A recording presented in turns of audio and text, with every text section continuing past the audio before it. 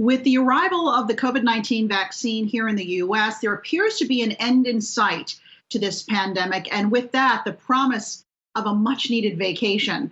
For the first time since March, bookings at major hotel chains spiked on the same day Pfizer's vaccine was approved for use by the FDA. But my next guest says if the industry does not get immediate assistance from the government, 71% of hotels will not be able to stay open in the next 6 months. Joining me now is Chip Rogers, President and CEO of the American Hotel and Lodging Association. Chip, that is a dire prediction, and you say every hour without aid is critical for this industry. What do you want to see? What do you need to see come out of the next stimulus package from lawmakers? Well, first, thanks for having me. And you're right, 400 jobs in our industry are lost every single hour since March. It is devastating news. You know, I kind of feel like we're in one of those action films where you're over a large hole in the ground and you're at the end of a bridge and you can see the other side if you can just get to the other side. And that's what we need, is that rope to get to the other side. Because with the vaccine, with testing, with therapeutics that are working much, much better, just general scientific knowledge and how we're handling this, we can see that we can make it through this. The problem is between now and when people start traveling again in late spring, early summer, if there's no assistance, you're going to see thousands and thousands of hotels go out of business, and those jobs will be lost for quite some time. So another round of PPP is absolutely necessary. It was a success, but it only lasted 8 weeks back in March and April. And then some sort of low interest loans where hoteliers can service their debt and pay their property taxes. Those are two enormous expenses. You know, another expense for these hotels is setting up their businesses and changing strategy for post the pandemic. What are you hearing from your members? How might the hotel experience be different for all of us in the months and years ahead? There will be some things that are different. I mean, you know, we may not have breakfast buffets for quite some time. We may not have in-room dining service for quite some time.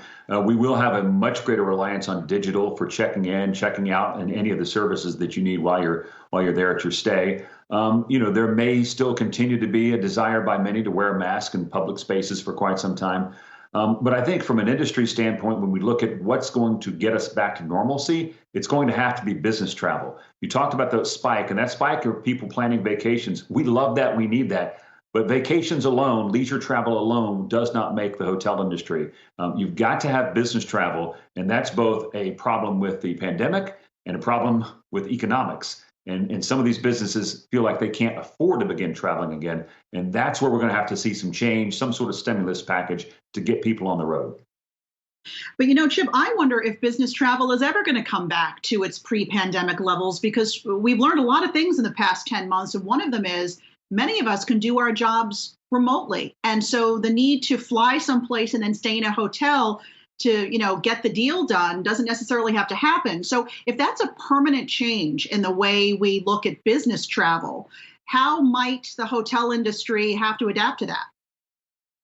Well, I don't think that's a permanent change. I mean, on the margins, yes, but not a wholesale change. It reminds me of that great commercial United Airlines had so long ago. If you remember the CEO handing out the paper tickets, telling his salespeople to get back out on the road. We know human instinct is human instinct, and Zoom or anything else can't change that. A face-to-face meeting is always going to be better than a Zoom meeting. I hate to say it, but that's the reality. And businesses understand that as well. So I think it will come back. On the margins, there will be some people who don't travel as much as they used to.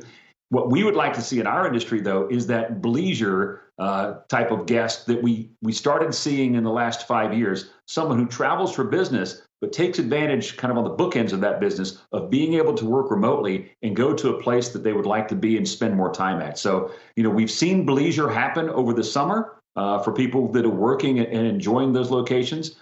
We hope to see even more of that coming out of the pandemic. I know a survey that you had conducted recently showed that nearly 2/3 of Americans, about 69%, will not travel for Christmas. We know the CDC is recommending that people stay home or close to home and not congregate. Are we going to have a wave of consolidation in the hotel industry simply so that some of these hotels can survive?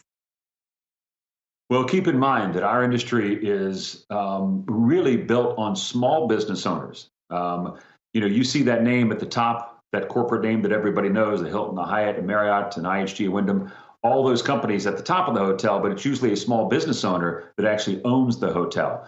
And so even if you had some of the brands begin to merge, which we haven't seen any activity in that area lately, but even if that did happen, it doesn't really change the entire model, which is the franchise model based on small business owners owning that local hotel. All right. Well, we do hope you get what you need coming out of that stimulus package. Chip Rogers, President and CEO of the American Hotel and Lodging Association. Thanks for being with us. Thank you so much.